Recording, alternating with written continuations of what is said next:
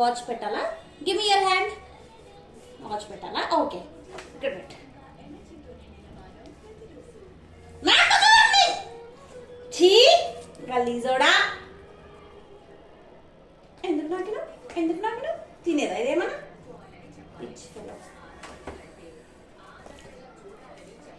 ఏంటిది? ఇది పెట్టాలా నీకు? పెట్టాలా? తినేసావు ఇది. సరే, give me your hand. This one, give me this.